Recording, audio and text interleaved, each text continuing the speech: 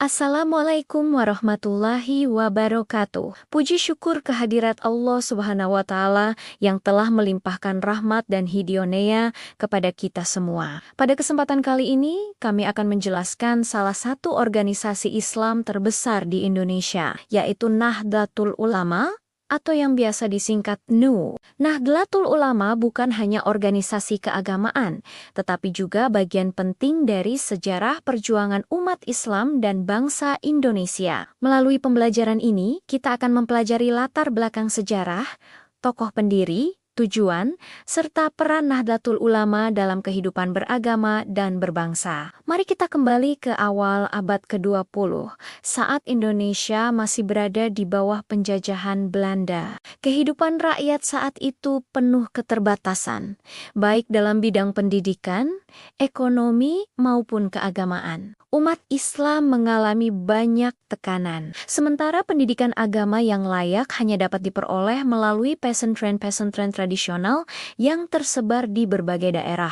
Pada saat yang sama, muncul berbagai pemikiran Islam baru dari Timur Tengah yang dibawa pulang oleh para pelajar dan jamaah haji. Sayangnya, sebagian pemikiran tersebut menolak tradisi keagamaan yang telah lama berkembang di masyarakat Nusantara yang sebenarnya kaya akan nilai-nilai kearifan lokal. Hal ini tentu saja menimbulkan kekhawatiran di kalangan para ulama pesantren. Mereka cemas jika ajaran Islam Ahlus Sunnah wal Jamaah yang sudah menjadi pegangan mayoritas umat Islam di Nusantara akan ditinggalkan. Tradisi-tradisi yang sudah mengakar kuat seperti tahlilan, pembacaan kunut saat subuh, ziarah kubur, dan peringatan Maulid Nabi mulai dianggap tidak sesuai atau bahkan bid'ah oleh kelompok tertentu. Padahal, para ulama memandang tradisi tersebut sebagai bagian tak terpisahkan dari metode dakwah Islam yang damai, santun,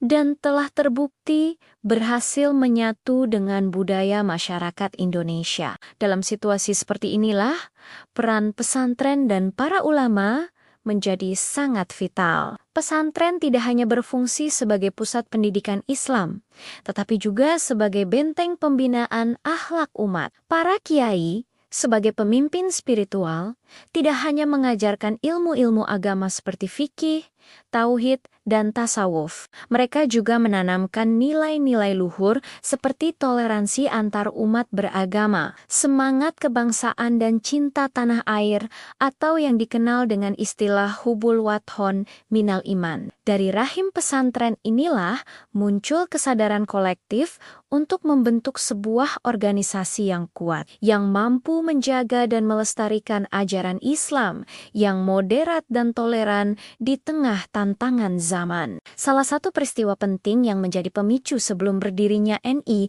adalah pembentukan Komite Hijaz.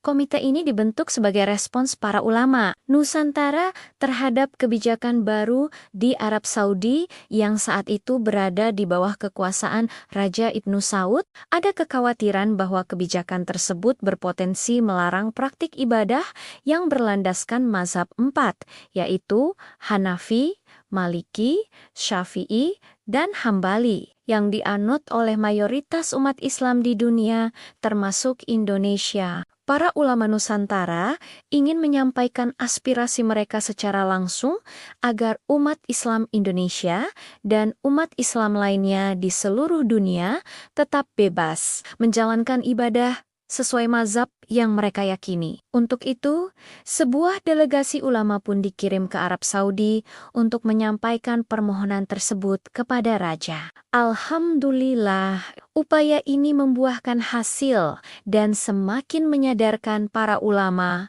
akan pentingnya persatuan dan wadah perjuangan yang terorganisir. Berbekal semangat dan kesadaran itu, akhirnya pada tanggal 31 Januari tahun 1926 yang bertepatan dengan 16 Rajab 1344 Hijriah, Nahdlatul Ulama resmi didirikan. Organisasi yang berarti kebangkitan ulama ini lahir di Surabaya. dengan landasan kokoh ajaran Ahlussunnah wal Jamaah. Tentu saja, berdirinya organisasi sebesar ini tidak lepas dari peran tokoh-tokoh ulama harismatik. Tokoh utama di balik pendirian NU adalah Hadratus Syah K. Hashim Asy'ari, pengasuh pondok pesantren Tebuireng di Jombang. Beliau dikenal sebagai seorang ulama besar, ahli hadis terkemuka, dan sosok yang sangat dihormati dan berpengaruh di kalangan umat Islam.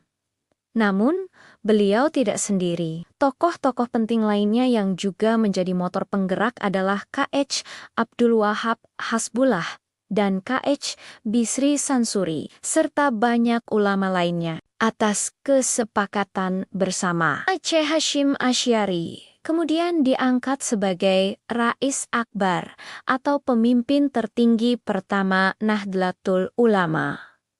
Adapun tujuan utama didirikannya, Nahdlatul Ulama adalah untuk menjaga, melestarikan, dan mengamalkan ajaran Islam Ahlussunnah wal Jamaah yang berlandaskan pada mazhab 4. Selain itu, NU juga bertujuan untuk meningkatkan kualitas pendidikan Islam, mendorong kesejahteraan umat di bidang ekonomi dan sosial, serta memperkuat persatuan dan kesatuan bangsa Indonesia yang majemuk. Peran Nahdlatul Ulama dalam sejarah bangsa Indonesia sangatlah besar, terutama dalam perjuangan merebut dan mempertahankan kemerdekaan. Puncaknya adalah pada tahun 1945, ketika situasi negara genting akibat kedatangan kembali tentara sekutu. K.H. Hashim Asy'ari mengeluarkan fatwa monumental yang dikenal sebagai Resolusi Jihad.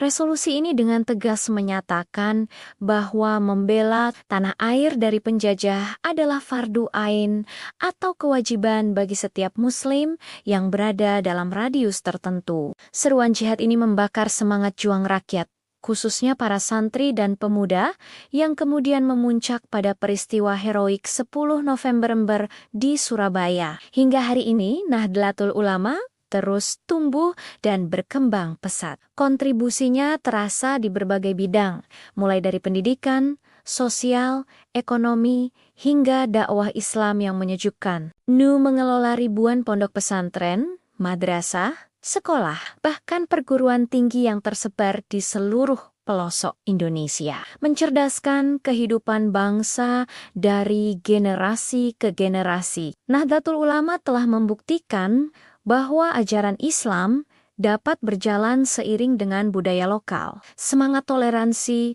dan rasa cinta tanah air yang mendalam, dengan berpegang teguh pada prinsip Islam rahmatan lil alamin, yaitu Islam sebagai rahmat bagi seluruh alam. NU akan terus berkomitmen menjaga keutuhan bangsa Indonesia dan merawat kerukunan umat. Wassalamualaikum warahmatullahi wabarakatuh.